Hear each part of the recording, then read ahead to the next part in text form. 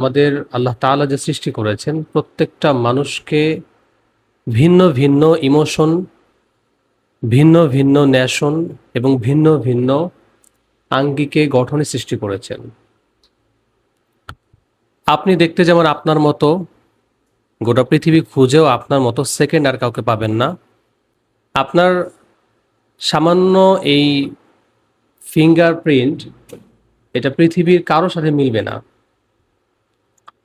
তাহলে এতটা ডিফারেন্ট আমাদের মাঝে আল্লাহ তাআলা দিয়েছেন, সেই ক্ষেত্রে আমরা পুরোপুরি হুবহু আমাদের মতো আরেকটা মানুষ কিভাবে আমরা আশা করি? বর্তমানে আমাদের সমাজে আমি প্রশ্ন ছুড়ে দিয়েছিলাম যে তালাকের পিছনে সবচাইতে বড় কারণ কি? মানে এত পরিমাণে তালাক হচ্ছে কেন? আপনি যদি পত্রিকা খোলেন, অনলাইন ঘাটেন বা কোনো একটা উকিলের সাথে যদি আপনি কথা বলেন, তাহলে আপনি জানতে পারবেন যে আসলে এত পরিমাণ ডিভোর্স হচ্ছে প্রতিটা দিন, প্রতিটা মুহূর্তে। তো যখন প্রশ্ন করা হলো যে এর পিছনে মূল কারণ কি, প্রায় মানুষ একটা কথাই বলল যে মনের অমিল হওয়া, মনের সাথে মিলে না। তো আমি প্রশ্ন করি যে আসলে যেখানে আপনার মতো মানুষ আল্লাহ বানানইনি, সবাই সবার মতো, আমি আমার মতো, আপনি আপনার মতো, আমরা প্রত্যেকে প্রত্যেকের মতো। তো সেক্ষেত্রে আমরা এটা কিভাবে আশা করি যে সেই ব্যক্তি হুবহু আমার মতো হবে, আমি যেমনটা চাই সে তেমনটা হবে? তো সেম বিষয়টা তো তার ক্ষেত্রেও, সেও তো চায় যে আমি যেমন সে তেমন হবে। এখন আপনি যদি বলেন না সে আমার মতো হবে, সেম ব্যাপারটা তো তার ক্ষেত্রেও, যে সেও চায় যে সে আমার মতো হবে। যখন দুই আঙ্গিকের, দুই মেরুর, দুই প্রান্তের দুটো মানুষ একসাথে আসে, সে চায় সে আমার মতো হবে, সে চায় তাই সে আমার মতো হবে। দেখুন, শহরে যারা বসবাস করে আপনি সেখানে কিন্তু বিভিন্ন ক্যাটাগরি মানুষ পাবেন। আপনি সেখানে বরিশালের মানুষ যেমন পাবেন, আপনি নোয়াখালীর মানুষ তেমন পাবেন, আপনি জামালপুরের মানুষ যেমন পাবেন, আপনি খাগড়াছড়ির মানুষও তেমন পাবেন। গোটা বাংলাদেশের প্রত্যেকটা অঞ্চল থেকে, প্রত্যন্ত অঞ্চল থেকে, অজয়পাড়া গ্রাম থেকে উঠে আসা মানুষগুলো একত্র হয়ে আমাদের এই শহর। তো এইখানে যদি আপনি ধরেন একটা বিয়ে করলেন, আপনি আরেকটা এলাকার কাউকে বিয়ে করলেন, দেখা গেল তার ডিস্ট্রিক্ট এক জায়গায়, আপনার ডিস্ট্রিক্ট আরেক জায়গায়। তাদের গ্রামে একটা খাবার খুব পছন্দ, সেটা আপনাদের গ্রাম চেনেই না। আবার তাদের গ্রামে একটা খাবার খুব ঘৃণা করে বা সেটা তারা পছন্দ করে না, আপনার গ্রামে সেটা সবচাইতে বেস্ট খাবার। এরকম হয়। তো এটা আমি যে বোঝানোর এই উদ্দেশ্য যে আল্লাহ তাআলা আমাদেরকে এভাবেই সৃষ্টি করেছেন যে আমরা নিজেদের মধ্যে যে সেপারেশন, আমাদের মধ্যে ডিভাইডেড, আমাদের মধ্যে যেই ভিন্নতা, এটাকে আমাদের মানিয়ে নিতে হবে। যদি আপনি মানিয়ে নিতে পারেন, হ্যাঁ, আপনি যদি মনে করেন যে আমার প্রিয় মানুষটার এই জিনিসটা ভালো লাগে, সো আমিও আমার ভালো লাগানোর ট্রাই করি, যদি সেটা হারাম না হয়ে থাকে।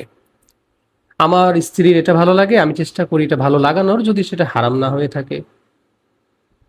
আমার স্বামীর এটা ভালো লাগে, সেটা অপছন্দ করে, আমি এটা থেকে বেঁচে থাকি, যদি সেটা হালাল হয়ে থাকে।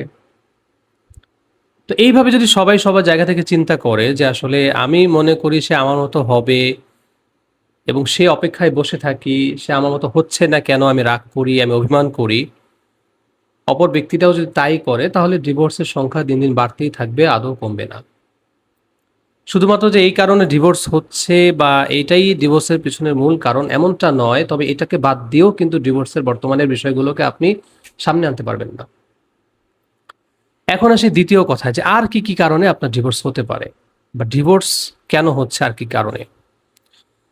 দেখুন, যেই জায়গাগুলোতে ডিভোর্সের বিষয়গুলো তুলে মানে উঠে আসে সামনে, তাদের সাথে আলোচনা করলে অনেক বিষয় সামনে আসে। তার মধ্যে আরেকটা মোটা দাগের একটা বিষয় হচ্ছে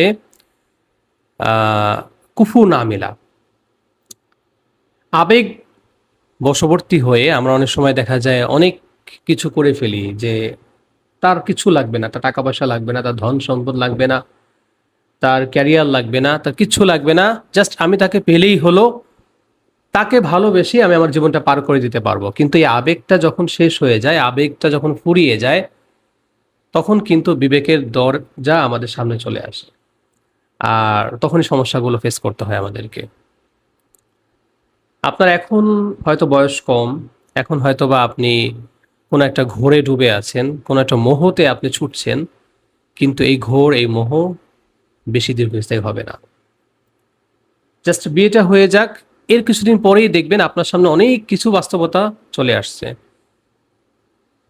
যদি আপনি আপনার পূর্বে যাদের বিয়ে হয়েছে তাদের সাথে আলাপ করেন যে দেখো আমি একটা কুলাঙ্গার, হ্যাঁ, একটা ছেলেকে পছন্দ করি। সে কুলাঙ্গার কেন? সে আসলে কোনো কাজকর্ম করে না, বাপের হোটেলে খায়, মায়ের হোটেলে ঘুমায়, রাস্তায় রাস্তায় টই টই করে ঘোরে। তো আমি স্কুলে যাওয়ার সময় বাইক নিয়ে দাঁড়ায় থাকতো আমার জন্য। একদিন, 2 দিন, 3 দিন অ্যাভয়েড করছি, এরপরে ভালো লাগা শুরু হয়েছে। আমি আমার ভালোবাসা দিয়ে তাকে ভালো করে ফেলবো। 99% এটা ভুল সিদ্ধান্ত আপনার। আবার অনেক সময় এমন হয় যে বাবা মা আপনার জন্য একজন কাউকে পছন্দ করছে, বাবা মাকে আপনার খারাপ চায়, তো দেখা যায় সেই সংসারগুলোও ভাঙে। বাবা মা তো খারাপ চায়নি, তাহলে ভাঙলো কেন? এর পিছনে মূল কারণ ইসলামকে আমরা বাদ দিয়ে মাইনাস করে তারপর আমরা সামনে আগাচ্ছি। বাবা মা যাকে আমার জন্য সিলেক্ট করেছে, বাবা মা হয়তো তার সম্পত্তি দেখেছে, তার চাকরি দেখেছে, তার একটা গভর্নমেন্ট জব আছে। আবার আমি যাকে দেখলাম তার মাঝে আমি ভালোবাসার সাগর দেখছি, আর কিছুই আমি খেয়াল করিনি, তার দিনদারিত্বকে আমি প্রাধান্য দিইনি।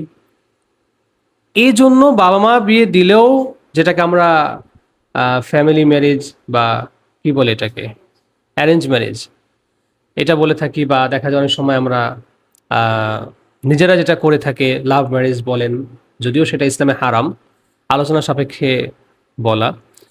তো এইগুলোর মূল সমস্যা আসলে এটাই।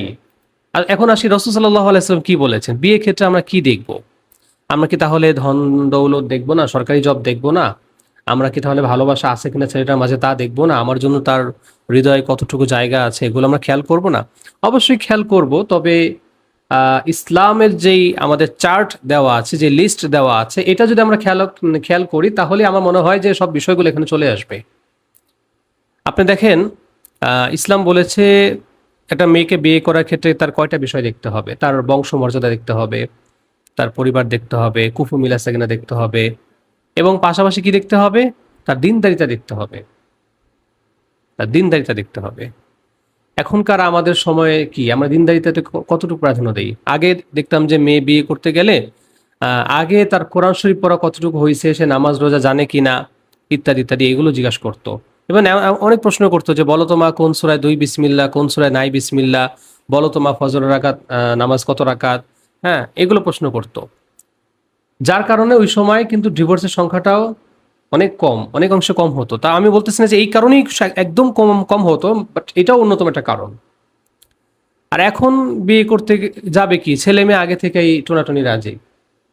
জাস্ট কোনো মতে যারা ফ্যামিলি নিয়ে করতে চায়, সমাজকে বোঝাতে চায় যে আমরা প্রেম করে, রিলেশন করে, হারামভাবে করিনি, আমরা ফ্যামিলি নিয়ে করছি, তারা শুধু ফ্যামিলিকে কোনোভাবে বোঝায়, কান্নাকাটি করে, এরপরে জাস্ট শুধু ওই কবুলের অংশটুকুকে ফ্যামিলিকে যুক্ত রাখে না, তো এর আগেই তাদের আসলে ইল্লা মাশাআল্লাহ সব হয়ে যায়। তো আমি যেটা বোঝাতে চাচ্ছি যে আসলে ডিভোর্স এটা খুবই খারাপ একটা জিনিস। আল্লাহ তাআলা যতগুলো হালাল আমাদের জন্য শরীয়তে দিয়েছেন তার মধ্যে সবচাইতে নিকৃষ্টতম হালাল এই ডিভোর্স। এটা কখনই কাম্য নয়। কিন্তু যদি এমন হয় যে আমি ইসলামকে মাইনাস করে তারপর আমি সামনে আগাইছি, তাহলে এটা আমার জন্য অপেক্ষমান কিছু হতে পারে।